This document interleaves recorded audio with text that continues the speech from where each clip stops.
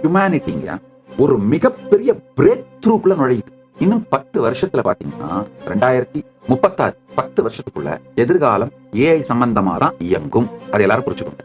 ஒரு சாதாரண விஷயமான ரூமை எப்படி கிளீன் பண்ணணும் அப்படிங்கறதுல ஆரம்பிச்சு உங்க பர்னிச்சர்ஸ் எப்படி அடுக்கணுங்கிறதுல இருந்து உங்களுடைய வாழ்க்கையோட மிக உயர்ந்த நிலையை எப்படி அடையிறதுன்றது வரைக்கும் எல்லாருமே ஏஐயோட நாலேஜையும் எக்ஸ்பர்டைஸையும் எடுத்துக்கிட்டு தான் செயல்பட போறாங்க.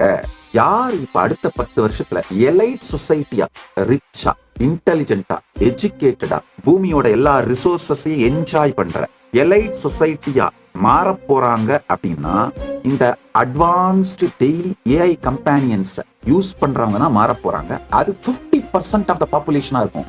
மீதி 50% பாப்புலேஷன் இந்த எலைட் சொசைட்டியை ஃபாலோ பண்றவங்களா இருப்பாங்க. அவ்வளவுதான். இப்ப அந்த காலத்துல எல்லாம் ஒருத்தனை டிப்ரைவ் பண்ணணும்னா எஜுகேஷன் டிப்ரைவ் பண்றது, இல்ல பொருளாதார ரீதியா அவனை வறுமையில வைக்கிறது, இப்படி எல்லாம் டிப்ரைவ் பண்ணுவாங்க இல்லையா? இதுக்கு மேல அதெல்லாம் எதுவுமே முடியாது. அடுத்த 10 வருஷத்துக்குள்ள யாரையுமே நீங்க எந்த விதத்திலையும் டிப்ரைவ் பண்ண முடியாது. டெய்லி ஏஐ கம்பேனியன்ஸை யூஸ் பண்றவங்க எல்லாருமே எலைட் சொசைட்டியா மாற போறாங்க. அது 50% ஆஃப் த பாப்புலேஷன் அப்படிதான் ஆக போகுதுங்க. ஹியூமனிட்டிங்க ஒரு மிகப்பெரிய பிரேக் த்ரூக்குள்ள நுழையுது.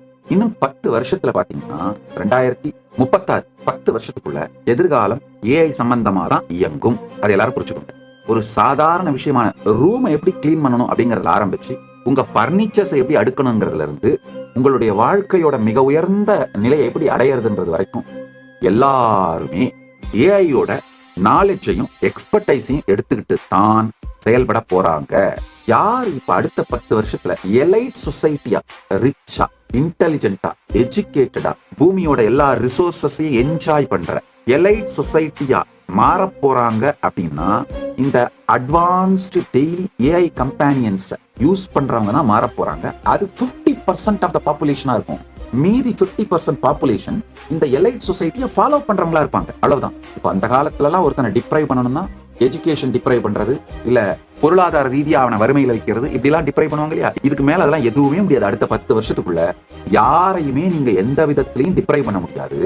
டெய்லி ஏஐ கம்பேனியன்ஸை யூஸ் பண்றவங்க எல்லாருமே எலைட் சொசைட்டியா மாற போறாங்க. அது 50% ஆஃப் த பாப்புலேஷன் அப்படிதான் ஆக போகுதுங்க.